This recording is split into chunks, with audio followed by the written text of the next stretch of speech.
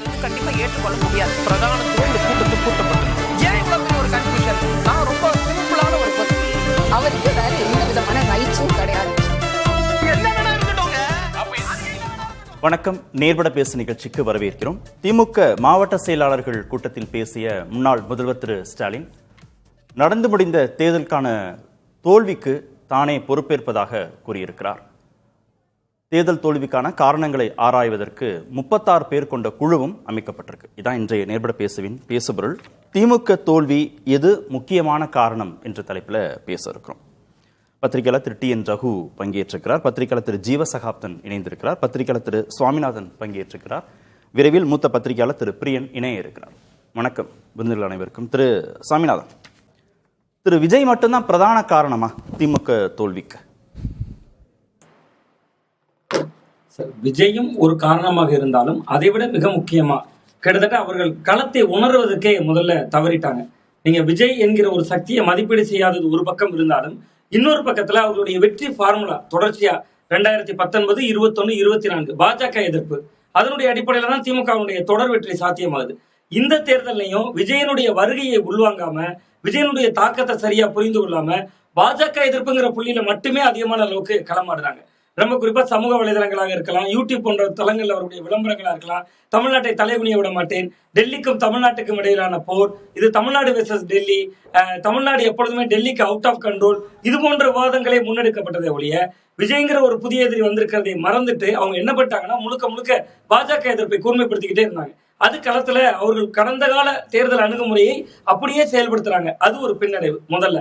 ரெண்டாவது, அதிமுகவை மிகவும் குறைத்து மதிப்பிட்டாங்க. நம்ம பாஜகவை முன்னிறுத்தினா போதும், நீங்க அதிமுகவுடைய தோல்வி அப்படியாக இருந்தாலும், இது 3வது இடத்துக்கு தள்ளப்பட்டிருந்தாலும் 47 இடங்கள் ஜெயிச்சிருக்காங்க அண்ணா திராவிட முன்னேற்ற கழகம். ஜெயலலிதா அவர்கள் இல்லாம கிட்டத்தட்ட அதிமுக 47 இடங்கள் ஜெயிச்சிருக்காங்க. சோ அந்த இடமும் வந்து அதிமுகவை அவர்கள் ரொம்ப குறைவாக மதிப்பிட்டதும் ஒரு காரணம். 3வது மிக முக்கியமா பாத்தீங்கன்னா சார், கிட்டத்தட்ட சட்டம் ஒழுங்கு, நீங்க என்னதான் தமிழ்நாடுக்கு டெல்லி அவுட் ஆஃப் கண்ட்ரோல், டெல்லிக்கு தமிழ்நாடு அவுட் ஆஃப் கண்ட்ரோல் சொன்னாலும் சட்டம் ஒழுங்குக்கு கிட்டத்தட்ட முதல்வருடைய துறையே அவுட் ஆஃப் கண்ட்ரோல்ல தானே இருந்தது. காவலர்களே 2-3 பேர் வந்து பாலியல் தொடர்பான குற்றச்சாட்டுகள்ல கைது செய்யப்பட்டாங்க. அப்ப சட்டம் ஒழுங்கு பிரச்சனைகளை கொஞ்சம் ரொம்ப சீரியஸா அணுகி இருக்கணும். நீங்க ஆட்சி முடியக்கூடிய நேரத்துல கூட நாங்குநேரியில பெரும்பத்து பகுதியில ஒரு பட்டியல் சமுதாய கிராம மக்களுடைய ஊர்ல திடீர்னு உள்ள புகுந்தவர்கள் திடீர்னு கொலை செய்யறாங்க. 2 பேரை டீ கடையில இருந்தவங்களை கொலை செய்யறாங்க. அந்த நாங்குநேரியில பாருங்க, காங்கிரஸ் தோல்வி அடையுது. கிட்டத்தட்ட சட்டம் ஒழுங்கு பிரச்சனை எங்கெல்லாம் இருந்ததோ அந்த இடங்கள்லாம் தோல்வியை தழுவி இருக்கு. அந்த தொகுதி வாரியா நம்ம பார்த்தோம்னா அந்த இடமும் திமுக சரி செய்யாமல் விட்ட ஒரு இடம்.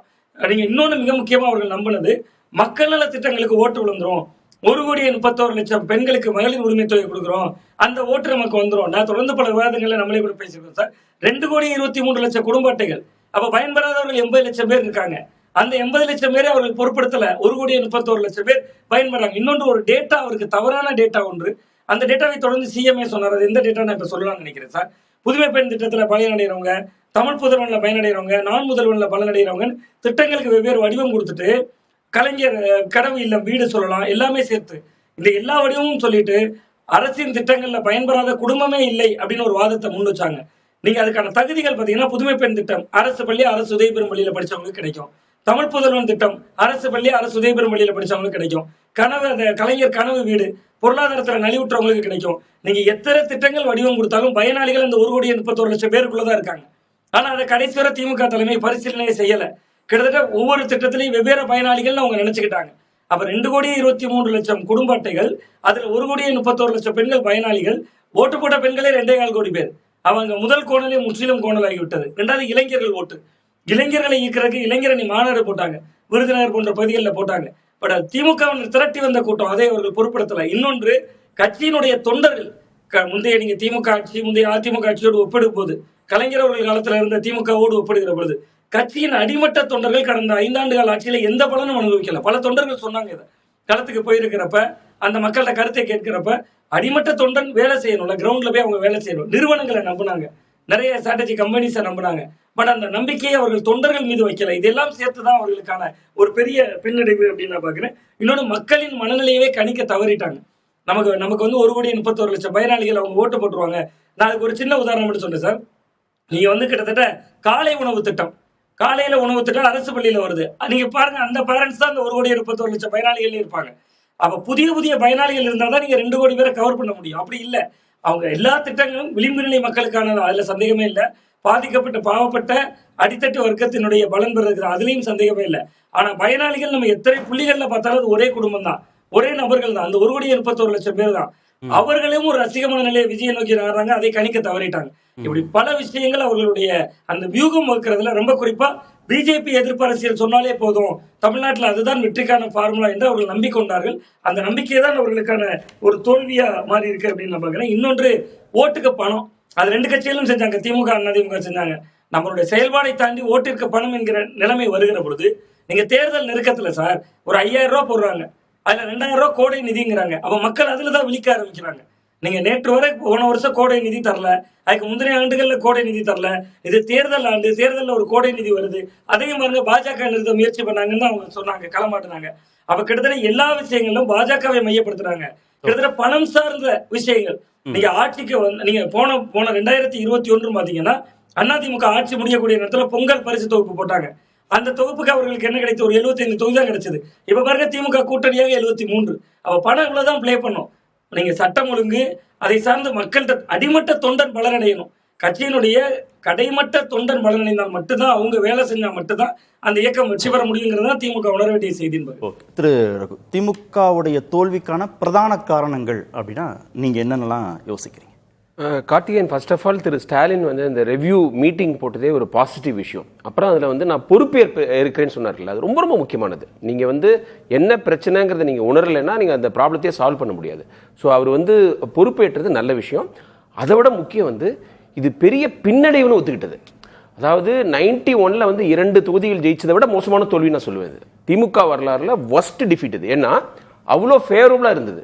4 கார்னர் கான்டெஸ்ட், ஆட்சியில் இருந்தாங்க, பணபலம் இருந்தது, கூட்டணி பலம் இருந்தது, எக்ஸ்பீரியன்ஸ் இருந்தது, அப்புறம் ஊடகங்களின் ஆதரவு இருந்தது. பெருசாக ஊடகங்கள் வந்து ஆட்சியோடைய குறைகளை பேசாத அளவுக்கு இருந்தது.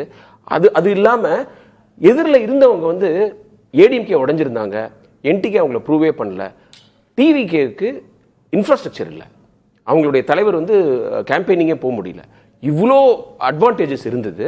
ஸோ அது தோத்தது தான் வந்து ஒரு மிகப்பெரிய ஷாக்காக அவங்களுக்கு இருந்திருக்குன்னு நான் நினைக்கிறேன். பட் அதுலேருந்து மீண்டுட்டாங்க. எனக்கு திமுக பொறுத்தவரை எனக்கு பிடிச்சது வந்து ஒரு ப்ரொஃபஷனல் பார்ட்டி, ரொம்ப ஒரு அறிவியலை நம்புகிற பார்ட்டி நான் சொல்லுவேன். அதுலேருந்து வெளில வந்தது பாசிட்டிவ் சைனு. இப்போ வந்து அவங்க நிறையா விஷயங்களை கன்சிடர் பண்ணணும். ஃபர்ஸ்ட் ஆஃப் ஆல் என்ன சொல்லுவேன்னா, இந்த திரைத்துறையில் மீடியா துறையில் இருக்கிற பெரிய பெரிய ஒரு நோட்டபிள் பர்சன்ஸ்லாம் இவங்களுக்கு ஆதரவாக பேசவே கூடாது. அதை வந்து அவர் என்ஷூர் பண்ணோன்றேன். எஸ்பெஷலி மீடியாவில் இருக்கிறவங்க ஃபேவரபிள் கருத்துக்களை ஆட்சியில் இருக்கிற போதும் சரி, எதிர்கட்சியா இருக்கும் போது என்ன பண்ணணும்ன்றத கூட கொஞ்சம் கடந்த அடுத்த சுற்றுல பேசுவோம். ஏன் தோல்வி? அதுக்கு முக்கியமான அதுக்கு வந்து அவங்க வந்து இளைஞர்கள், பெண்கள், தலித் மக்களுக்கு இடையில அவங்க இந்த ஆட்சி மேல அவங்க ஓட்டு போடாத ஒரு சூழ்நிலையை அவங்க கணிக்க தவறிட்டாங்க. இந்த 3 குரூப் இருக்குல்ல, அது ரொம்ப ஒரு போட்டன்ட் ஃபோர்ஸ். அது நீங்க இளைஞர்கள் அஃப்கோர்ஸ் விஜய் பக்கம் போயிட்டாங்க, அது வந்து ரொம்ப தெளிவு. அப்புறம் வந்து திமுகவுக்கு ஓட்டு போடாதவங்களா, ஓட்டே போடாதவங்க விஜய் வந்ததுனால ஓட்டு போட வந்துட்டாங்க. அது அதை வந்து நம்ம சொல்லும்போது 3 செக்டாருமே இருக்காங்க. இளம் பெண்கள், பட்டியல் சமூகத்தினர், அதாவது பட்டியல் சமூகத்தினர் ஓட்டு போட்டவங்க, இவங்களுக்கு அவங்க மாத்தி போடுறாங்க. இளைஞர்கள் ஓட்டு போடுறத பத்தி ஒரு கவலைப்படாம கொஞ்சம் இன்டிஃபரண்டா இருந்தவங்க வந்து சரியா வந்து ஓட்டு போட்டிருக்காங்க. நம்ம வந்து ஊருக்கு போற கூட்டம் அதிகமா இருக்குன்னு சொல்லும்போது என்ன சொன்னாங்கன்னா, திமுக ஆதரவாளர்லாம் எல்லா எலெக்ஷன்லயும் இப்படிதான் இருக்கும் அப்படின்னாங்க. ஆனா இங்க சோழிங்கநல்லூர்ல அவ்வளோ வாக்காளர்களை நீக்கினதுக்கு அப்புறமும் இந்த ஓட்டிங் பர்சன்டேஜ் ஜம்ப் ஆனதெல்லாம் அவங்க வந்து கருத்தில் எடுத்துக்கல. இந்த 3 குரூப்புக்கும் ஏதாவது ஒரு பிரச்சனை இருந்ததுன்னா நிச்சயமா அவங்களுக்கு வந்து ஆட்சிக்கு எதிரான ஒரு மனநிலை இருக்குன்னு தான் அர்த்தம். அதை கணிக்க தவறிட்டாங்க. அவங்க வந்து இது இளைஞர்களுக்கான கூட்டம் மட்டும் அப்படின்னு நினைச்சாங்க. அப்புறம் அதை விட கார்த்திகேயன், திமுக என்ன பண்ணாங்கன்னா, பெண்கள் ஏன் விலகுனாங்க? அதுதான் அவங்களுக்கு பெரிய ஷாக்கா இருக்கும். இந்த 2021 ஆட்சிக்கு வந்ததிலிருந்து திரு ஸ்டாலின் அவர்கள் பெண்கள் வந்து ஜெயலலிதா எம்ஜிஆர் இருந்தபோது ஏடிஎம்கேக்கு ஃபேவரபுளாக இருந்தாங்க. அவங்களுக்கு வந்து நல்ல திட்டங்கள் கொடுத்து, நீங்கள் வந்து விடியல் பேருந்து, விடியல் பயணம், அதுக்கப்புறம் உரிமை தொகை, புதுமை பெண், இந்த மாதிரி திட்டங்களை கொடுத்து நம்ம அதே சமயத்தில் அவங்க வந்து நம்மளுக்கு வாக்களிக்கிற மாதிரி செய்யணும்னு நினைச்சாங்க. நல்ல விஷயம் தான், அது எல்லா அரசியல் கட்சியும் செய்யுது தான். அவங்க வந்து நிறையா பேர், இந்த பலனடைந்த பெண்கள் நிறைய பேர் வந்து விஜய்க்கு போட்டது தான் அவங்களுக்கு ஒரு பெரிய ஒரு அதிர்ச்சியா இருக்கும். அவங்களை எப்படி நம்ம கொண்டு வருது? ஏன் விலகுனாங்க? அதுதான் விஜய் மேல இருக்கிற ஒரு அன்புன்னு தான் நான் சொல்லுவேன். நீங்க வந்து இன்னொன்னு வந்து 1.25 கோடி ஓட்டு வாங்கின கட்சியை வந்து இந்த செக்ஷன் மட்டும்தான் ஓட்டு போட்டுது, குழந்தைகள் சொல்லி ஓட்டு போட்டுட்டாங்க அப்படிலாம் சொன்னாங்கன்னா அவங்க ரிவ்யூவே பண்ண வேணாம்னு அர்த்தம். ஏன்னா பலதரப்பட்ட மக்கள் வாக்களித்திருந்தாதான் இந்த அளவுக்கு அவங்களுக்கு வந்து வாக்குகள் வந்திருக்கும். அப்புறம் இங்க வந்து டூ மெனி குக்ஸ், ஒரு பெண் நிறுவனம் ஒன்று இருக்குது, அது இல்லாமல் சுனில் கனகோலு ஒருத்தவங்க இது பண்ணுறாருன்னு சொல்கிறாங்க, திரு ஸ்டாலினே தனியாக ஒரு அமைப்பு ஸ்ட்ராட்டஜி அமைப்பு வச்சுருந்தாங்கன்னு சொல்கிறாங்க. இது எல்லாம் சேர்ந்து அந்த சாம்பாரில் எல்லாரும் ஒரு கை உப்பு போட்டாங்க. யார் வந்து ஒரு கமாண்டு, யார் சொல்கிறத கேட்கணும் அப்படிங்கிற ஒரு புரிதல் இல்லாமல் போயிடுச்சு. அதுக்கப்புறம் ரொம்ப முக்கியமான விஷயம், மெசேஜிங்கில் தவற விட்டாங்க.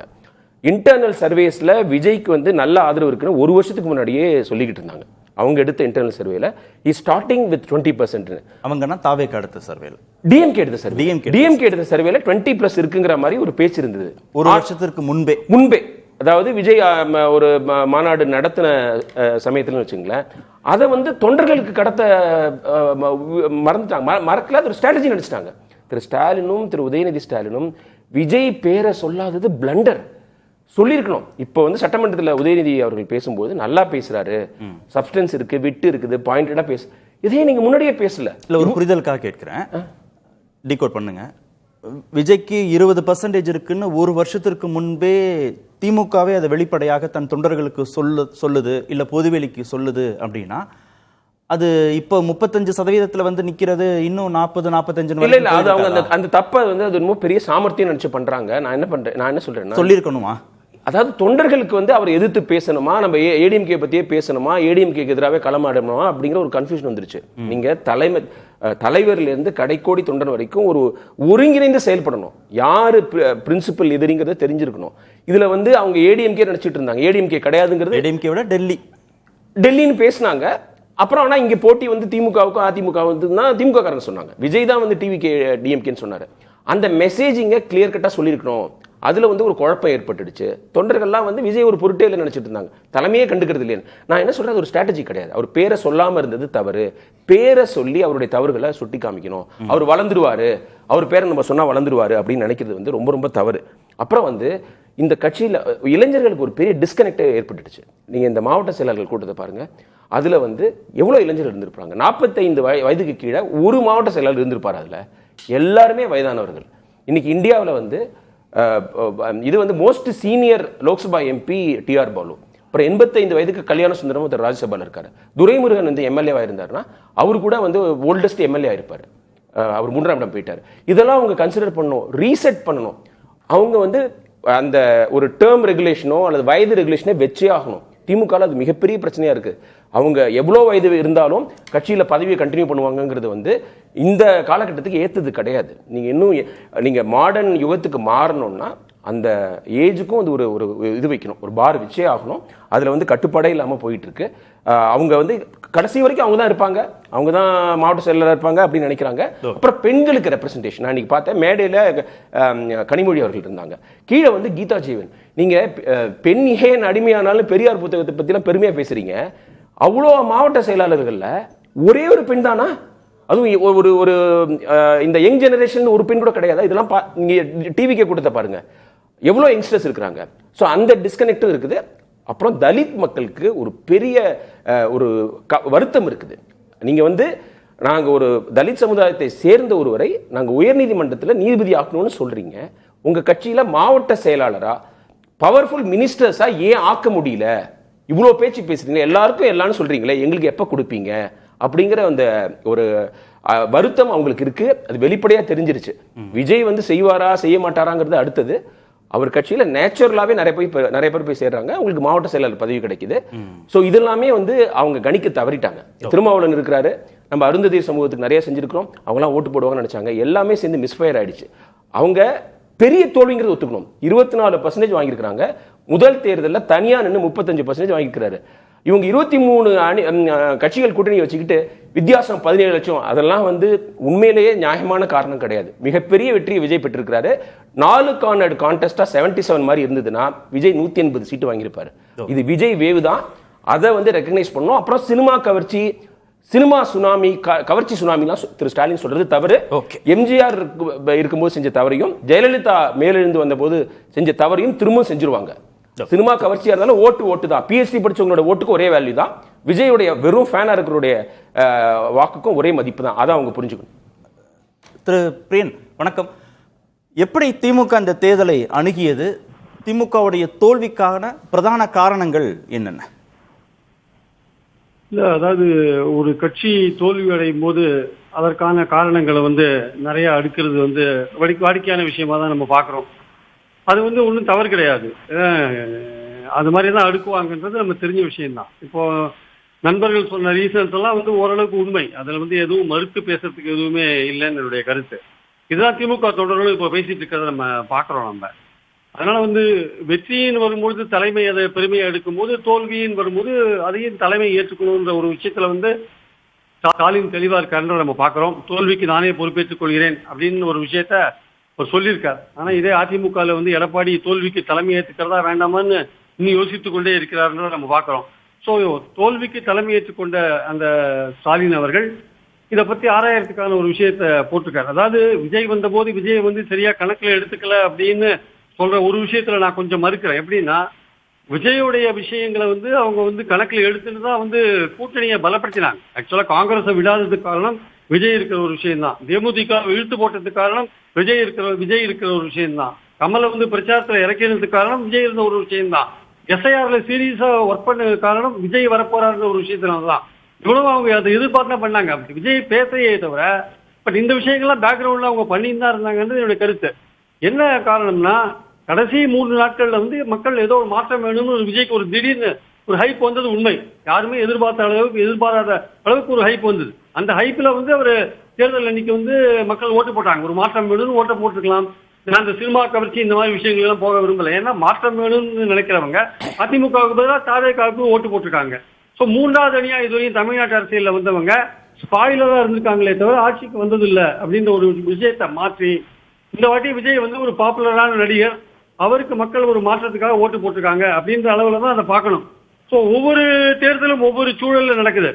இப்ப இந்த தேர்தல் நீங்க போஸ்ட்மார்ட்டம் பண்ணீங்கன்னா இந்த தேர்தலுடைய சூழல் அடுத்த தேர்தல் இருக்குன்னு சொல்ல முடியாது. ஆக்சுவலா அடுத்த தேர்தலில் வேற மாதிரியான ஒரு சூழல் இருக்கும். அடுத்த தேர்தல் விஜயோடைய செயல்பாடுகள் அடிப்படையில் நடக்கும். இந்த வாட்டி போட்ட மாதிரி தாத்தா விஜய் அண்ணாக்கு போடணும், விஜய் மாமாக்கு போடணும்னு சொல்ற விஷயங்கள் அடுத்த தேர்தலில் இருக்குமான்னு தெரியாது. அடுத்த தேர்தலில் வேற மாதிரி சூழல் இருந்தாலும் இருக்கலாம். அதனால அடுத்த தேர்தலில் விஜயுடைய செயல்பாடுகள், அவர் எப்படி செயல்படுறாரு இந்த 5 வருஷம் இல்ல 3 வருஷமோ 4 வருஷமோ இல்ல முழு டேர்மோ எப்படி செயல்படுறாரோ அதை வச்சுதான் திமுக பாலிடிக்ஸ் பண்ண வேண்டி இருக்குமே தவிர இந்த தேர்தல்ல நீங்க இது போஸ்ட்மார்ட்டம். இது ஆக்சுவலா போஸ்ட்மார்ட்டம் விஜய்க்காக நிறைய அணுகுமுறை மாற்றங்களை திமுக செஞ்சதுன்னு சொன்னீங்கல்ல. எஸ்ஐஆர் நடவடிக்கைகளை செய்த மாற்றங்கள், கூட்டணி தொடர்பாக செய்த மாற்றங்கள், அதெல்லாம் செஞ்சாங்கல்ல. ஆனா விஜய்ங்கிறவரு ஒரு குறிப்பிடத்தகுந்த சதவீதம் வாக்கு வாங்குவாரு, ஒரு 20% மேல வாங்குவாரு, சீட் கன்வர்ஷன் கூட நடக்கலாம், குறைந்த எண்ணிக்கையோ அதிக எண்ணிக்கையோ, ஆனா ஒரு தாக்கத்தை ஏற்படுத்துவாரு, சில தொகுதிகளாவது அவர் வெற்றியடைய வாய்ப்பு இருக்குன்னு இப்ப ஏதோ ஒன்று கணிச்சிருப்பாங்களா? அதை சொல்லியிருக்கணும், தொண்டர்களுக்கு சொல்லியிருக்கணும், திமுக தொண்டர்களுக்கு அதை அறிவுறுத்திருக்கணும், எச்சரிக்கை பண்ணியிருக்கணும். சொல்ல போனா அச்சமூட்டை கூட செஞ்சிருக்கலாம். நீங்க சரியா வேலை செய்யலைன்னா இந்த இடத்துல விஜய் தான் ஜெயிப்பாருன்னு அச்சமூட்டை கூட செஞ்சிருக்கலாம். அதை செய்யலையா? திமுக செய்யாதது பின்னடைவுக்கு ஒரு காரணமா? கார்த்திகே, நீங்க சொல்ற விஷயம் உண்மைதான். ஆக்சுவலா என்னன்னா, விஜய் ஒவ்வொரு இடத்துலயும் திமுக மேல குற்றம் சாட்டி அனுதாபத்தை தேடிட்டே இருந்தார். அது கரூர் சம்பவமா இருந்தாலும் சரி, அதே மாதிரி பாத்தீங்கன்னா அவருடைய ஜனநாயகன் படம் ரிலீஸ் ஆகாத இருந்த போதும் சரி, அவருடைய சொந்த ஒரு விஷயம் நடந்த போதும் சரி, அவர் பொதுக்கூட்டங்களை பேசும்போது அவரை பேச அலோவ் பண்ணாத விஷயங்களும் சரி, அவர் எல்லாத்தையுமே மக்கள்கிட்ட திமுக மேல பழிய போட்டு அனுதாபத்தை கரெக்டா தேடி இருந்தார் அவர். ஆக்சுவலா அந்த இடத்துல திமுக கரெக்டா திருப்பி அடிச்சிருக்கணும். ஆக்சுவலா திமுக திருப்பி அடிச்சிருக்கணும், மிஸ் பண்ணிட்டாங்க. அது ஸ்டாலின் அவர்களுக்கு யார் ஃபீல் பண்ணாங்கன்னு தெரியாது. அவர் தவறாக வழிநடத்தப்பட்டிருக்கிறார். அந்த மனுஷன் ரொம்ப ஒர்க் பண்ணார், சின்சியரா ஒர்க் பண்ணார், ஹார்டா ஒர்க் பண்ணார். அதற்கேற்ற பலன் கிடைக்கலன்றது உண்மை. ஆனால் அந்த ஸ்ட்ராட்டஜி கொஞ்சம் அங்க தப்பு. அங்க ஆக்சுவலா விஜய் அவங்க திருப்பி அடிச்சிருக்கணும். அவர் அனுதாபத்தை பெற்றுட்டு போயிட்டார். அவர் ஆக்சுவலா கடைசி நாள் வரையும் அனுதாபத்தை தேடிட்டு போயிட்டார். அந்த இடத்துல எந்த இடத்துல அவர் அடிக்கணுமோ அந்த இடத்துல சரியா அடிக்கல. ஆக்சுவலா அரசியல்ல நீங்க சரியான நேரத்துல சரியான பதில நீங்க கொடுக்கலன்னா நிச்சயமா நீங்க பின்னடைவை சந்திப்பீங்க. அது ஒரு காரணம். அதுவே காரணம் நான் சொல்ல மாட்டேன், அதுவும் ஒரு காரணம். அப்போ அது மட்டும்தான் காரணமா? திமுக தொண்டர்களை கேட்டா சொல்லுவாங்க 30 தொகுதிக்கு ஒரு மண்டல இவரை போட்டாங்க, தலைவரை போட்டாங்க. திருச்சியில நேருவை போட்டாங்க, திருவண்ணாமலையில வேலுவை போட்டாங்க, இப்படி பல பேரை போட்டு ராஜாவை போட்டாங்க. சென்னை மண்டலத்துல ஒரு சீட் கூட வரல. கோயம்புத்தூர்ல செந்தில் பாலாஜியை போட்டாங்க. இப்ப எல்லாம் லோக்கல் என்ன சொல்றாங்க எல்லாருமே, என்ன சார் போட்டாங்க, யாருமே வேலை செய்யல சார், அவங்களுக்கு வேண்டிய கேண்டிடேட்டை போட்டாங்க சார், அவங்க எல்லாம் சர்வாதிகாரி மாதிரி நடந்துட்டாங்க சார். திமுக தொண்டர்களை கேட்டீங்கன்னா இந்த மாதிரியான புராணம் தான் நிறைய வருது. உண்மையிலேயே வின் பண்ணினா என்ன இருக்கும், நேரு இருந்தா வின் பண்ணிட்டாருப்பா, வேலுவை அடிச்சுக்க முடியாதுப்பா, எல்லாத்தையும் வின் பண்ணிட்டாருப்பான்னு வெற்றி அடைஞ்சா அப்படி பேசியிருப்பாங்க. தோல்வி அடைஞ்சவங்க என்ன சொல்றாங்க, அந்த மண்டல தலைவர்கள் எல்லாம் சரியில்லை அப்படின்ற ஒரு விஷயத்த சொல்றாங்க. உண்மை அதுதான், உண்மையா அதுல இருக்கு. அந்த மண்டல தலைவர்கள் சர்வாதிகாரமாக நடந்து கொண்டார்கள், அதுல எந்த விதமான சந்தேகமும் கிடையாது. தங்களுக்கு வேண்டிய கேண்டிடேட்ஸை போடுறதுக்கான முயற்சியில் இறங்கி போட்டார்கள். தலைமைக்கு சரியான தகவல் சொல்லவில்லை, இதெல்லாம் உண்மை. இதெல்லாம் ஸ்டாலினுக்கு வந்து சரியான முறையான தகவல் சென்று சேர்ந்ததா இல்லையா என்பது எனக்கு தெரியாது. ஆனால் பல விஷயங்கள் அவர் காதுக்கு சென்றடையவில்லை. அவருக்கு எல்லாமே நல்ல விஷயங்களா சொல்லணும்னு நினைச்சாங்க சார். அவருக்கு வேறு பல திமுக சோர்ஸை தவிர வேறு பல சோர்ஸ் வந்தவங்களும் எல்லாம் அவருக்கு நல்ல விஷயங்கள் தான் போகணும். அவர் ஹார்ட் ஒர்க் பண்றார், அவர் மக்கள்கிட்ட பாக்குறார், எல்லாம் பண்றார். ஆனா உண்மையான விஷயங்கள் அவர் காதுல போய் சேர்ந்ததா? கடைசி 3 நாட்கள்ல ஒரு மாற்றம் நிகழ்ந்தது. நான் கூட பேசினேன், 25% ரீச் பண்ணலாம், அது கன்வெர்ட் ஆகுமா ஆகாதா விஜய்க்குன்னு தெரியாதுன்னு. அது அதுக்கு மேல 10% போச்சு. நூற்றுக்கணக்கான தொகுதிகள் என்னோட பத்திரிகையாளர் வாழ்க்கையில நான் எழுதியிருக்கேன், அதோட பேச்சை பத்தி எழுதியிருக்கேன், பல தேர்தல் பிரச்சாரங்களை கவர் பண்ணியிருக்கேன். 3ஆவதா வரவங்க ஸ்பாயிலரா இருப்பாங்க, இல்ல ஒரு குறிப்பிட்ட ஓட்டு பெறுவாங்க, இல்ல ஒரு 10-15 தொகுதிகள் பெறுவாங்க. இது வந்து நம்ம எதிர்பார்த்ததுக்கு மேல போயிடுது, திமுக எதிர்பார்த்ததுக்கு மேலேயும் போயிட்டு இருந்தா உண்மை. ஆனால் அடிப்படையான விஷயம் என்னன்னா, நீங்க இப்ப போஸ்ட்மார்ட்டம் பண்ணி என்ன பிரயோஜனம்? இந்த தேர்தலில் நீங்க தோற்றதுக்கான அந்த காரணங்கள் அடுத்த தேர்தலில் சரியா வராது. அடுத்த தேர்தலில் வேறு விஷயங்கள் வரும். இந்த காரணங்களை வச்சு நீங்க அந்த தேர்தல் அணுக முடியாது. அது வேற, இது வேற, இது வேற, அது வேற, வரப்போறது வேற. வரப்போறது முழுக்க முழுக்க விஜயோடைய செயல்பாடுகள் சம்பந்தப்பட்டது. விஜய் எப்படி செயல்பட போறாரு அப்படின்ற பொறுத்து தான் அது இருக்கும். ஆனால் விஜய் தொடரணுமா வேண்டாமான்னு நடக்க போற தேர்தலா இருக்கும் அது. விஜய் வேண்டுமா வேண்டாமா, அதுல வந்து விஜயோடைய அனுதாபம் எடுபடாது. விஜய் அண்ணாக்கு ஓட்டு போடுங்க, விஜய் மாமாக்கு ஓட்டு போடுங்க எல்லாம் வந்தாங்கன்னா எமோஷன்ஸ் ஒரு தான் எடுபடும். அடுத்த தடவை அவரோட செயல்பாடுகள் தான் பேசப்படும். அப்போ இந்த தேர்தலோட படிப்பினை என்னன்னா, நல்லா படிப்பினை வேணும். ஏன்னா 2014 ஒரு கமிட்டி போட்டாங்க சார். 2014 திமுக ஒரு கமிட்டி போட்டாங்க. 6 பேர் கொண்ட கமிட்டி. அது ஆக்சுவலா தங்கம் தென்னரசுலாம் இருந்தாங்க, KS ராதாகிருஷ்ணன் இருந்தாரு, கலசப்பாக்கம் திருவேங்கடம் இருந்தாரு, ஈரோடு சச்சிதானந்தன் இருந்தார். 6 பேர் கொண்ட கமிட்டி போட்டு ஒரு அறிக்கை கொடுத்தாங்க சார். அவங்க சொல்லிதான் 65 மாவட்டங்களை ரெவென்யூ மாவட்டங்களை மாத்தினாங்க, 75-85 மாத்தினாங்க. ஆனால் அவர்கள் சொன்ன வேறு பல ரெக்கமெண்டேஷன் வந்து அவங்க கண்டுக்கவே இல்லை. அதாவது மாவட்டங்கள்ல எல்லாம் மந்திரிகளோட பசங்க எப்படி எல்லாம் ஆட்டம் போட்டு இருக்காங்க, அதெல்லாம் எப்படி கட்டுப்படுத்தணும், திமுக மாவட்ட செயலரோட பசங்க எப்படி இருக்காங்க. இன்னைக்கு நிலைமை 10-12 வருஷம் கழிச்சு கூட கிட்டத்தட்ட அதே நிலைமை இன்னைக்கு இருக்கு. இந்த 36 பேர் கொண்ட இது ஒரு விஷயத்தை ஆராயணும்னா ஒரு 5 பேர் கொண்ட கமிட்டி போடலாம், 6 பேர் கொண்ட கமிட்டி போடலாம். எதுக்கு சார் 36 பேர்? இதுல செயற்குழுவா, கட்சியோட செயற்குழுவா? இது கட்சியோட செயற்குழுவா? அது 36 பேர் போடுறதுக்கு ஆராயத்துக்கு இந்த அணுகுமுறை, ஸ்டாலினுடைய இந்த அணுகுமுறை தெரியல. 36 பேர் போட வேண்டிய அவசியமே கிடையாது. இன்னைக்கு நீங்க டிஜிட்டலா நீங்க ரூம்ல உட்காந்துட்டு கன்னியாகுமரி தொகுதியில, நாங்க கன்னியாகுமரி தொகுதியில குளச்சல்ல என்னாச்சுன்னு அங்க என்ன சொல்ல முடியும்? குளச்சல்ல 10ஆம் நம்பர் வாக்குச்சாவடியில எத்தனை ஓட்டு விழுந்து, திமுக எவ்வளவு விழுந்து நான் இங்க உட்காந்து சீட்ல ரூம்ல உட்காந்து நான் சொல்ல முடியும். அப்புறம் எதுக்கு போய் மாவட்டம் ஆராயணும்?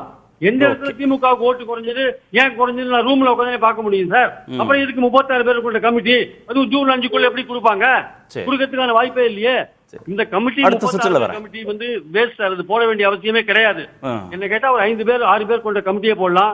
கொஞ்சம் ஓரளவுக்கு டிஜிட்டலா, ஓரளவுக்கு ஆன்லைன்ல கொஞ்சம் ஓரளவுக்கு நல்ல தரவா இருக்கிறவங்க அவங்கள புடிச்சு போட்டாலே அவங்க ஓரளவுக்கு எந்தெந்த இடத்துல வந்து ஓட்டு குறைஞ்சிருக்கு அதெல்லாம் தெரிஞ்சுட்டு நீங்க அந்த இடத்துல ஏன் ஓட்டு குறைஞ்சுன்னு பார்க்கலாமே தவிர, அந்த இடத்துக்கு யார் பொறுப்புன்னு பார்க்கலாமே தவிர, மற்றபடி நீங்க தேர்தல் நெருக்கத்தில் செஞ்ச சில வேலைகள் சரியா கீழே ஈடுபட்டுதான் ஈடுபடலையா, அதுக்கு யார் காரணம் போன்ற விஷயங்களை தெரிஞ்சுக்கலாமே தவிர, மற்றபடி நீங்க வந்து பெரிய அளவுக்கு நீங்க வந்து இந்த போஸ்ட்மார்ட்டம் மூலமாக பெரிய அளவுக்கு நீங்க பயனடைஞ்சிருவீங்கன்னு எனக்கு தெரியல. ஆக்சுவலா இது வந்து நீங்க இமிடியேட்டா தோல்விக்கு அப்புறம் எடுக்க வேண்டிய ஒரு இமிடியேட் ரியாக்ஷன். இது அவ்வளவுதான். தோல்விக்கு அப்புறம் நம்ம ஒரு கமிட்டி போட்டு 6000.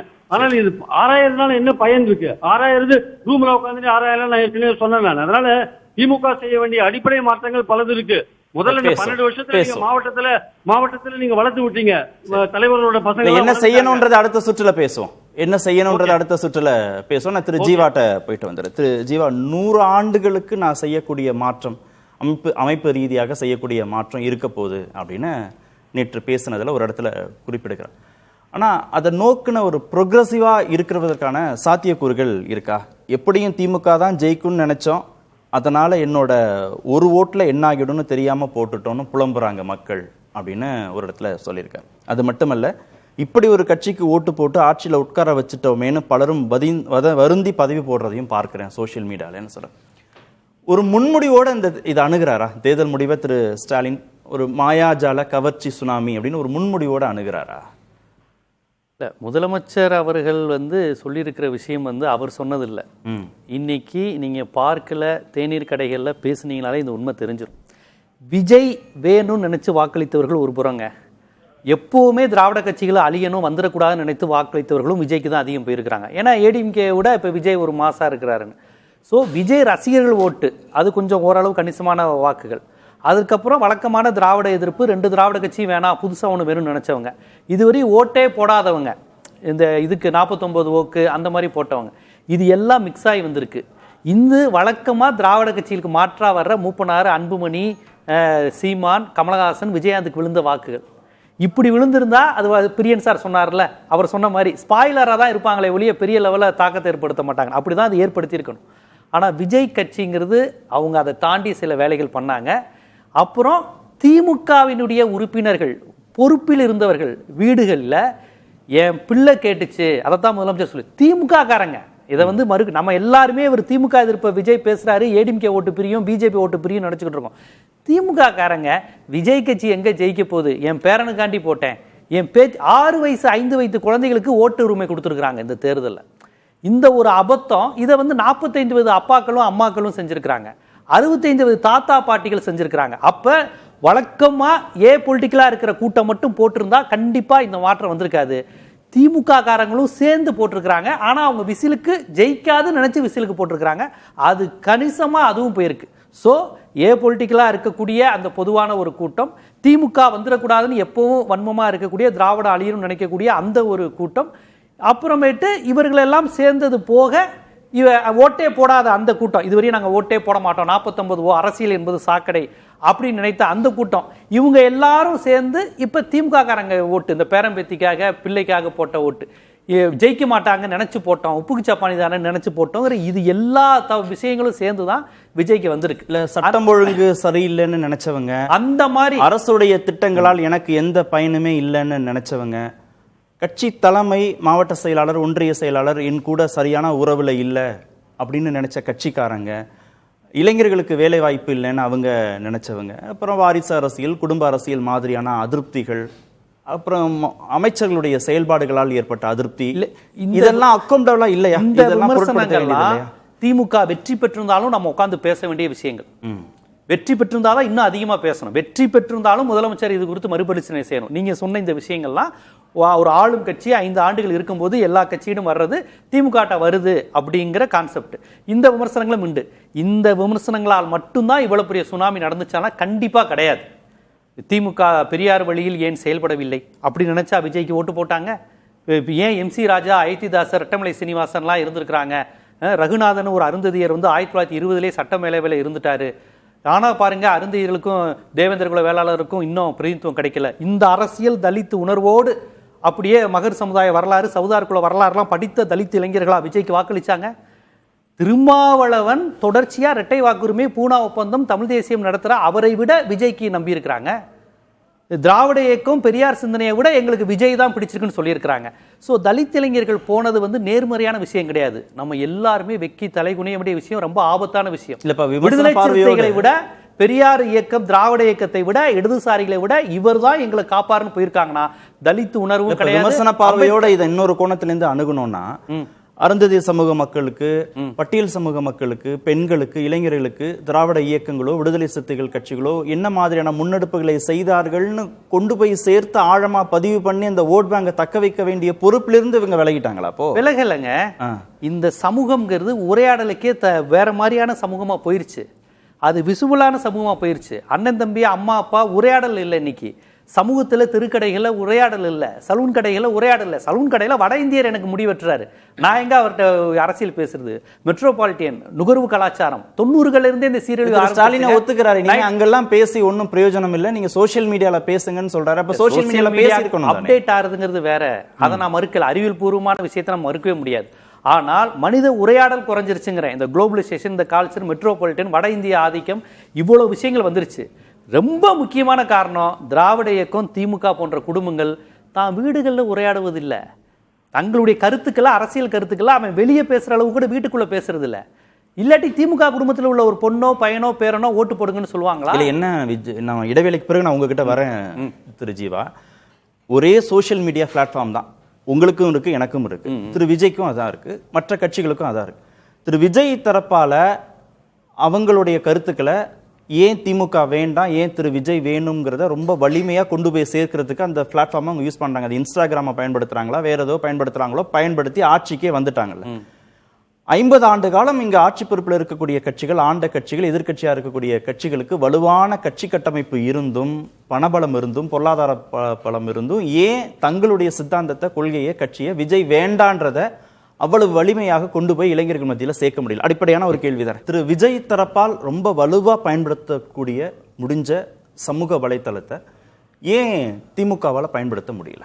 இல்லை, நீங்கள் சொல்லுகின்ற திமுகங்கிற பவர் பாலிடிக்ஸ் கான்செப்டை மட்டும் பேசுகிறீங்க. பவர் பாலிடிக்ஸ் கான்செப்ட்லையும் இது ஒரு எதிர்நீச்சல் போடுகிற தத்துவம், புரியுதுங்களா? இன்னைக்கு வரையும் நீங்கள் கடவுள் நம்பிக்கை இல்லாதவங்க தான் திமுகவை பேசுவாங்க. இன்னொரு புறம் அவங்க சாமி கும்பிட்டாங்கன்னா பார்த்தீங்களா, திமுகலையும் சாமி கும்பிட்றாங்க. திமுக அவங்க தலைவர்களுக்கு கடவுள் நம்பிக்கை கிடையாது, ஆனால் அது கடவுள் நம்பிக்கை வலியுறுத்தின இயக்கம் கிடையாது, திராவிட இயக்கம் தான். வேணுனே ட்விஸ்ட் பண்ணி வலதுசாரிகள் இதுக்கும் அதை குறை சொல்லுவாங்க, அதுக்கும் அதை குறை சொல்லுவாங்க. அது ஈழத்தமிழர்கள் பிரச்சனை பேசும்போது பிரிவினவாத கட்சிங்குவாங்க, அப்புறம் அதுவே ஈழத்துக்கு துரோகம் செஞ்சுன்னு எல்லா விதத்திலையும் எதிர்நீச்சல் போடுற கட்சி, பொது புத்தியிலிருந்து முழுக்க வேறுபட்ட கட்சிங்க. பெரியார் இயக்கம்ங்கிறது, திராவிட இயக்கங்கிறது பொதுமக்களுடைய நம்பிக்கைகளுக்கு எதிரான கட்சி. நான் ஒரு அழிவு வேலைக்காரர்னு சொன்னார் பெரியார், புரியுதுங்களா? சாக்ரட்டிஸ்ல இருந்து பெரியார் வரை எல்லா பகுத்தறிவாதிகளுக்கும் அதுதான் அங்க கல்லடி தான். அதனால மக்களுடைய நம்பிக்கைகளுக்கு எதிராக இருப்பாங்க. கடவுள், ஜாதி, சடங்கு, ஆணாதிக்கம், இது எல்லாத்துக்கும் எதிரான அமைப்பு. ஆனால் அவங்களுடைய நலன்களுக்கு ஆதரவாக இருப்பாங்க. அது அந்த மக்களுக்கு பெரிய அளவில் புரியாது. திமுகவினுடைய நீங்க சொன்னக்கூடிய மாவட்ட செயலாளர் பாலிடிக்ஸ் இதெல்லாம் ஒரு ரோல் வகிக்குதானா? அது குறிப்பிட்ட அளவு தான் இந்த தேர்தலில். நான் என்ன சொல்றேன், அது எல்லாமே மறுசீரமைப்பு பண்ண வேண்டியது. மாவட்ட செயலாளர் பாலிடிக்ஸ் பார்த்தீங்கன்னா ஆண்டிப்பட்டியில் பார்த்தீங்கன்னா லோகிராஜன், மகாராஜன் அண்ணன் தம்பி 2 பேரும் திமுக மாறி மாறி இருந்து அவங்க மட்டுமே ஜெயிக்கிறாங்க. இந்த மாதிரியான தன்மைகள்லாம் மாற்ற வேண்டியது. அப்புறம் ரொம்ப முக்கியமானது எஸ்வி சேகருக்கு அப்பா பேரில் தெருப்பேர் வச்சது. இதெல்லாம் உண்மையான திமுககாரன் எவ்வளவு நொந்து போனாங்க தெரியுமா? அப்போ இந்த மாதிரியான உடனே எதிர்த்தரப்புலேருந்து வரவங்களுக்கு கொடுக்குற முக்கியத்துவம் இதெல்லாம் நான் இது சொன்னேன். அந்த பேரம் நடக்கும்போதே ஜானகி எம்ஜிஆரை தோக்கடித்த கட்சிக்காரரு இன்னைக்கு வரையும் எந்த பதவியும் இல்லாமல் இருக்காரு. ஜானகி எம்ஜிஆரை 89 தோக்கடித்த ஒரு திமுக காரர் குடும்பம், அவர் பையன், யாருக்கும் இப்போ வரையும் சீட்டு இல்லை. ஆனால் ஓபிஎஸ்க்கு சீட்டு கிடைக்கிறாங்க, ஒருத்தநாடு வைத்தியலிங்க சீட். அப்போ அவ யோசிப்பாங்களே, இவங்களை எதிர்த்து இத்தனை ஆண்டு காலம் நான் பிரச்சாரம் செஞ்சேன், பேசினேன், உதயசூரியன் வாழ்ந்தேன், எனக்கு சீட்டு இல்லை, தலைவர் சொல்லிட்டாருன்னு அவன் ஒருத்தநாடு வைத்தியலிங்கத்துக்கும் ஓபிஎஸ்க்கும் வேலை பார்க்குறான். இதுவும் ஒரு முக்கிய பங்களிப்பு. கட்சிக்காரனுக்கு ஒரு அயற்சி, எதுவுமே கிடைக்காதான்னு இதை நான் தேர்தலுக்கு முன்பே பதிவு செஞ்சேன். ஆனால் திமுக பண்ணியிருந்தாலும் இந்த தேர்தலில் திமுக வெற்றி பெற்றிருக்க முடியாது. இதெல்லாம் சரி செஞ்சிருந்தாலும் திமுக தோத்துருக்கும். ஏன்னா இந்த வேவ்ங்கிறது வேற மாதிரி. பிரியன் சார் ரொம்ப அழகா சொன்னார். அது அடுத்த தேர்தலுக்கு இப்படி இருக்குமான்னு தெரியாது. இவங்க இது உருவாக்குனது ஒரு பிம்பம். ஓட்டு போட்டவனே மிரண்டு பார்க்கறான், நான் போட்டேன் ஆனா ஜெயிச்சிருவாங்கன்னு நினைக்க. இது உண்மை. இந்த மாதிரியே வாக்குகள் ஒரு 10-14 விழுக்காடு போயிருக்கும். இல்லைன்னா 20-25% நிக்க வேண்டிய வாக்கு திமுக குடும்பத்திலிருந்து இப்படி போயிருக்கு. அப்புறம் திமுக குடும்பத்தில் உள்ளவங்களுக்கே நீங்க முற்போக்கு, ஆரிய எதிர்ப்பு, பார்ப்பன எதிர்ப்பு, சடங்கு எதிர்ப்பு, சாஸ்திர எதிர்ப்பு, சாதி உணர்வும் ஆணாதிக்கமும் ஒண்ணுக்கு ஒன்று பிணைந்தது, பெரியாருடைய புத்தகங்கள், இதை படிக்க வைக்கிறது இல்லை. கடவுள் நம்பிக்கை, பூஜை நம்பிக்கை, அவங்களுடைய உரிமைங்கிற பேரில் எல்லாத்தையும் அனுமதிப்பது. அதனுடைய விளைவு தான் ஒவ்வொரு வீட்லையும் அது தன்மையில் இல்லை. ஒரு பெரியாரை கொண்டு போகல, நீங்க அறிஞர் அண்ணாவுடைய ஆரிய மாயையை கொண்டு போகல, அறிஞர் அண்ணாவுடைய பணத்தோட்டத்தை கொண்டு போகல. இதெல்லாம் படிச்சா அவனே தமிழ்நாட்டில் ஏன் இவ்வளவு வட இந்தியர்கள் இருக்காங்க, அண்ணா அன்னைக்கே சொன்னாரே, தனித்தமிழ்நாடு அன்னைக்கே பெரியார் கேட்டாரு. இந்த அரசியல்லாம் இன்னைக்கு திமுக உள்ள பவர் பார்ட்டிஸ் உள்ளவங்களுக்கு புரியறதுல தெரியறதில்ல. ஆனா இதை கலைஞர் வரையும் பேசினாங்க 75. திரு விஜயை அணுகுவதற்கு இந்த அணுகுமுறை போதுமானதா? நீங்க சொல்ற அணுகுமுறை போதுமானதா? இல்ல, இந்த இப்படி நீங்க அரசியல் படுத்தி இருந்தா இப்படி வாதம் தேவையில்லைங்கிற. நீங்க சொல்லக்கூடிய அந்த அரசியல் தனிங்க. அந்த அரசியலா இருக்கும்போது தான் தொடர்ந்து திமுக அதிமுக மாறி மாறி ஜெயிச்சிச்சு. விஜய்க்கு ஊழலுக்கு மாற்றுன்னு சொல்லி யாரும் விஜய்க்கு ஓட்டு போடல. நல்லா நினைச்சுக்கோங்க, விஜய்க்கு ஓட்டு போட்டதை என்டர்டைன்மெண்டா தான் பெரும்பாலானோர் போட்டிருக்காங்க. ஊழலுக்கு மாற்று, தலித்திய போராளி, இவர் தான் பெரியாரியத்தை சரியா கொண்டு வர போறாரு, இவர் தான் பிஜேபியை எதிர்ப்பாருன்னு நினைச்சு யாருமே விஜய்க்கு ஓட்டு போடல. விஜய்க்கு ஓட்டு போட்ட கூட்டத்தை கேளுங்களேன், இப்பயும் குதிரை பேரம் நடக்கல. விஜயனோட செட்டு சூப்பரா இருக்கு, பேண்ட் கலர் மாத்தி இருக்கிறாரு, தானே சாப்பாடு கொண்டு வந்து தானே சாப்பிடுறாரு. ஸோ அந்த மெத்தட்ல தான் இன்னும் அவங்க ஃபாலோ பண்றாங்க. ஆனா திமுக குடும்பத்திலிருந்து ஓட்டு போட்டாங்கல்ல விசிலுக்கு தெரியாதனமா பேரனுக்காண்டி, அவங்க பதற ஆரம்பிச்சிட்டாங்க. ஸோ பிரியன் சார் சொன்ன அந்த விஷயம், இந்த மாடல் 2026 மாடல் தான், 2031க்கு வேற ஒரு மாடல் போயிடும். ஆனா அதுக்கு முன்னாடி திமுகவை கொள்கை ரீதியாகவும் கட்டமைப்பு ரீதியாகவும் நீங்க வலுப்படுத்த வேண்டியது எல்லா திராவிட கட்சிகளுக்கும் உண்டு, விடுதலை சிறுத்தைகளுக்கும் சேர்த்து சொல்றேன், அவங்களும் வலுப்படுத்தணும். ஓகே, திரு சாமிநாதன், திரு ரகு, ரெண்டு பேருமே இந்த கேள்விக்கு பதில் சொல்லுங்க. திரு சாமிநாதன், நீங்க தொடங்குங்க. ஒரு அங்கலாய்ப்பு இருக்கா, ஒரு ஆதங்கம் இருக்கா? திமுக ஜெயிக்கும்னு நினைச்சோம், எங்க ஒரு ஓட்டை தானே போட போறோம், தாவேகாவுக்கு நினைச்சு போட்டுட்டோம், இந்த கட்சி ஜெயிக்குமான்னு நினைக்கல அப்படின்னு திரு ஸ்டாலின் பேசியிருக்கார்ல, அந்த அங்கலாய்ப்பும் அந்த ஆதங்கமும் ஓட்டு போட்ட பிறகு மக்கள்கிட்ட இருக்கா? சமூக வலைதளங்கள்ல அப்படி ஒரு புலம்பல் இருக்கா? அப்படி இல்ல சார், பெரும்பாலும் நான் அப்படி பார்க்கல. கிட்டத்தட்ட இதுதான் சொல்றேன், தொடர்ச்சியாக அவர்கள் தவறான உள்வாங்கல். இப்பொழுது கூட மக்கள் அப்படி நினைச்சுக்கிறாங்கன்னா போய் ஓட்டை எப்படி போட்டிருப்பாங்க? 4-5 நாள் தான் ஆகுது அவர் முதல்வராக பொறுப்பேற்று, 5 நாட்கள்லேயே மக்கள் எப்படி ஒரு விரக்திக்கு வருவாங்க? கொளத்தூர் சட்டமன்ற தொகுதியில மு.க. ஸ்டாலின் அவர்களுடைய தோல்வியை அவர்கள் விரும்பல, அதை மக்கள் சொல்றாங்க. ஆனா சராசரியான மக்கள் எல்லாருமே நம்ம திமுக தான் வரும் நம்பணும், ஆனா தாவேகாக்கு போட்டோம் அப்படின்னு சொல்லுவதே தொடர்ச்சியா கடந்த 5 ஆண்டுகள்ல எதை திராவிட முன்னேற்ற கழகம் நம்பியதோ அதே நம்பிக்கை தான் இது. கிட்டத்தட்ட அவர்கள் மீண்டுமே அதே மாதிரியான ஒரு எண்ணத்துக்குள்ளதான் மீண்டும் போறாங்க அப்படிங்கிறத காட்டு. ஆனா ஜீவானந்த் சொல்றது சரி, இது ஒரு அலை, கிட்டத்தட்ட ஒரு பிம்பம், மாய பிம்பம் கூட நம்ம வச்சுக்கலாம். பட் அந்த மாய பிம்பத்தை திமுக அடிச்சிருக்கணும்ல தொடர்ந்து தன்னுடைய வாதங்களால. நீங்க கடைசி வரை விஜயுடைய பெயரே சொல்லலையே. அவர் எவ்வளவு தூரம் பேசினார், கரூர் சம்பவத்துல திமுக மீதுதான் தவறு என்பது போல பேசினாரு, நான் வீட்டுல இருப்பேன் அல்லது பனையூர்ல இருப்பேன் வாங்கலாம் பேசினாரு. எதற்குமே பதில் சொல்லாம கடந்து விட்டு விஜய் பெரிய சக்தியா வளர்ந்தாருன்னா இதுக்கு காரணம் திராவிட முன்னேற்ற கழகம் தான். அவங்க பதில் சொல்லியிருக்கணும், அவங்க பதிலே சொல்லாமல் இருந்துட்டு. ஆனா மக்கள் கிட்ட இப்ப ஓட்டு போட்டு ஒரு 5 நாட்கள் 6 நாட்கள் ஒரு முதல்வராக பொறுப்பேற்ற இப்ப ஒண்ணுமே இல்ல. அப்படி ஒரு அங்கலாய்ப்பெல்லாம் பரவலான மக்கள் எதிர்பார்ப்பு தான் இருக்கு, அதை நிறைவேற்றவில்லாவிட்டால் அது தொடரும். இல்ல, அவர் என்ன சொல்றாருன்னா, திரு ஸ்டாலினுடைய ஸ்பீச்ல திமுக தான் ஜெயிக்கும்னு நினைச்சோம், எங்க ஒரு ஓட்டை தானே போட போறோம் நினைச்சு நாங்க போட்டுட்டோம், இப்படி ஒரு கட்சிக்கு ஓட்டு போட்டு ஆட்சியில உட்கார வச்சுட்டோமேன்னு பலரும் வருந்தி பதிவு போடுறாங்க. அப்படி வருந்துறவங்க தான், அப்படி இருக்கா? அந்த வருந்துறவங்க தான் மே 4ஆம் தேதியில இருந்து நம்ம நியூஸ் சேனல்ஸ் இப்படி பார்த்துக்கிட்டு இருக்காங்க. வருத்தப்பட்டவங்க தான் செய்வாங்களா அதை எல்லாரும்? அதாவதுங்க, திரும்ப திரும்ப தாவேகாக்கு ஓட்டு போட்டவங்களை சிறுமைப்படுத்துற வேலையை செய்யக்கூடாது. ஒரு கலெக்டிவ் விஸ்டம்ல எதுக்கோ போடுறாங்க. விஜயுடைய கவர்ச்சியை நான் அக்னாலஜ் பண்றேன். பெரும்பாலான வாக்குகள் அவருடைய கவர்ச்சி, அவருடைய பிம்பத்துக்கு. அந்த ஓட் பேங்கை ரெண்டா பிரிச்சிருங்க. எந்த நிலையிலும், எந்த சூழலிலும், எந்த தேர்தலிலும் விஜயுடைய செயல்பாடுகள் சரியோ தவறோ நாங்க திரு விஜய்க்கு தான் ஓட்டு போடுவோன்றவங்க அது வேற. அது திரு பிரியன் சார் ஓட்டு போட்டாங்களா? இவங்க சொல்றாங்கல்ல, திரு ஸ்டாலினுடைய அப்சர்வேஷன்ல ஒரு மாற்று வேணும்னு அந்த அவங்களுக்கான தாவேகாவுக்கான கோர் ஓட் பேங்க கடந்து போட்ட ஒரு 10-15% அவங்க. அப்புறம் எதுக்கு அவங்க கமிட்டி போட்டுருக்காங்க? அப்ப ஏன் 36 பேர் கமிட்டி போடணும்? அவரே தான் டைரக்ட் பண்ணிட்டாரு, என்ன பிரச்சனை அவரே விளக்கிட்டாருல, அப்புறம் எதுக்கு கமிட்டி? தப்புங்க அது. ஆக்சுவலா மக்களுடைய சைக்காலஜியை விருப்பு வெறுப்பு இல்லாம அனலைஸ் பண்ணணும். அதாவது இப்ப பிரச்சனை என்னன்னா, தமிழ்நாட்டில் விஜய் ஃபோபியா, விஜய் மேனியா, என்ன செஞ்சாலும் நான் ஆதரிப்பேன்னு சொல்ற மேனியா குரூப் எதையும் நான் அக்னாலஜ் பண்ண மாட்டேன், அவருக்கு எல்லா செக்ஷனும் ஓட்டு போட்டாங்கிறத அக்னாலஜ் பண்ண மாட்டேன்னு சொல்றது ரொம்ப ரொம்ப தவறு. அதை திரு ஸ்டாலின் செய்யக்கூடாது. அரசியல் விமர்சகர்கள், பத்திரிகையாளர்கள்லாம் செய்யலாம், கட்சி நல்லா இருக்கணும்னு நினைக்கிற திரு ஸ்டாலின் செய்யக்கூடாது. ஏன்னா 1.25 கோடி வாக்குகள் முதல் தேர்தல்ல தனியா சும்மாலாம் விழாது. எல்லா சாதியினரும், படிச்சவங்க படிக்காதவங்க. பிரியன் சார் சொன்ன இன்னொரு அளவுகோல் என்னன்னா, அடுத்து நடக்கக்கூடிய இடைத்தேர்தல்லையோ அப்புறமா நடக்கக்கூடிய தேர்தல்கள்லையோ திரு விஜய்க்கு முழு ஆதரவுனா மட்டும்தான் அது விஜயுடைய செல்வாக்குனால வந்ததுன்னு அனுமானிக்க. நீங்க இப்போ முதல் தேர்தலில் அவர் பெற்ற வாக்குகளை, அவர் நல்லது செய்வாரு, அவர் பெரிய சாக்ரட்டிஸ், அவர் மாற்றத்தை கொண்டு வந்துருவாரு, புரட்சி பண்ணுவாரு அப்படின்லாம் நம்ம சொல்ல வேண்டிய அவசியம் இல்லை. பட் கிடைச்சிருக்கிற சப்போர்ட் அக்னாலஜ் பண்ணலன்னா அப்புறம் என்ன யூஸ்னு கேட்கிறேன். முதல் தேர்தலில் இவ்வளவு பெரிய வெற்றி பெற்றிருக்காரு, இவ்வளவு பெரிய வாக்கு சதவீதம் வாங்கியிருக்காரு.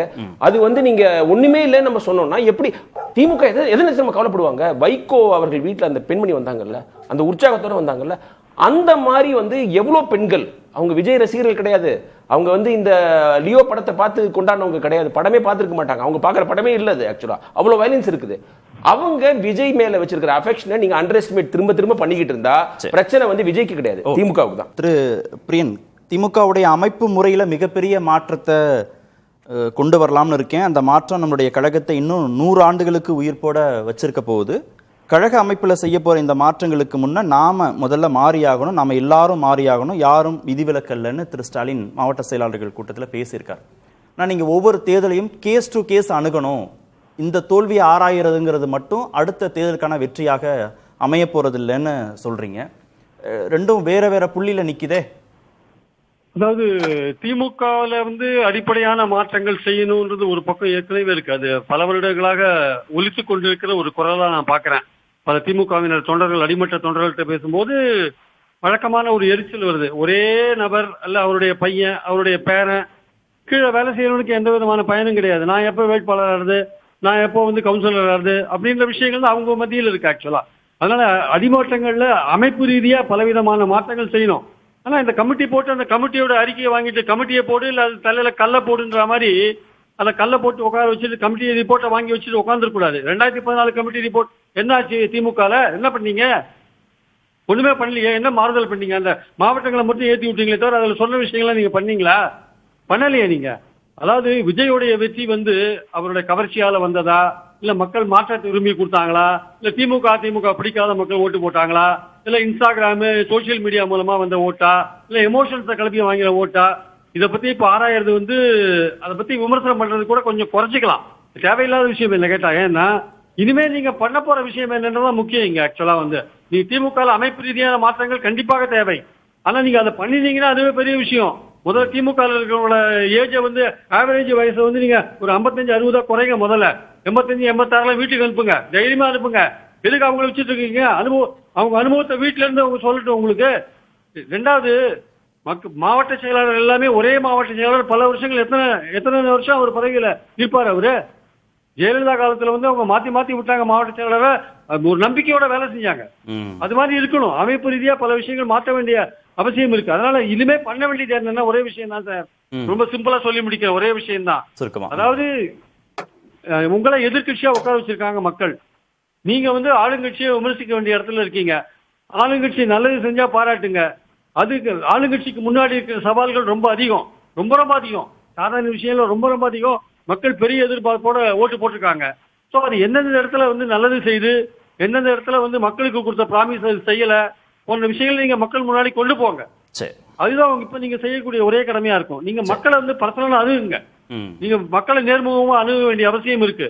நீங்க வந்து ஒரு நம்ம இதெல்லாம் பண்ணிட்டோம், நம்ம இவ்வளவு கொடுத்தோம், மக்கள் நமக்கு ஓட்டு போடுவாங்கன்றது போக மக்களை நீங்க சோசியல் மீடியா மூலமாகவும் நேர்முகமாகவும் அணுக வேண்டிய அவசியம் நிறையவே இருக்கு. எஸ்ஐஆர்ல நீங்க அணுகுனீங்க. எஸ்ஐஆருக்கு அப்புறம் நீங்க விஜய் புயல் வந்த போது அது நடுவில் ஒரு கேப் வந்துருச்சு. ஆக்சுவலா சரியா அடுத்த கட்டமா நீங்க சரியா அணுகலன்றதான் என்னுடைய கருத்து. அதனால வரப்போற எலெக்ஷன்ஸ்ல நீங்க வந்து உங்களுக்கு முன்னாடி இருக்கிற ஒரே விஷயம் என்னன்னா திருச்சி கிடை தேர்தல போட்டி போடுங்க. விஜய்க்கு நீங்களோ தோக்குறீங்களோ போட்டி போடுங்க. அப்புறம் உள்ளாட்சி அமைப்பு இல்ல, இளைஞர்களுக்கு சான்ஸ் கொடுக்கணும். உள்ளாட்சி அமைப்பு நன்றி. நேர்பட பேச நிறைவு. கண்டிப்பா ஏற்றுக்கொள்ள முடியாது. பிரதானத்துவம் இந்த கூட்டத்துக்கு கூட்டப்பட்டது. ஏன் இவ்வளவு ஒரு கன்ஃபியூஷன்? நான் ரொம்ப சிம்பிளான ஒரு அவருக்கு வேற எந்த விதமான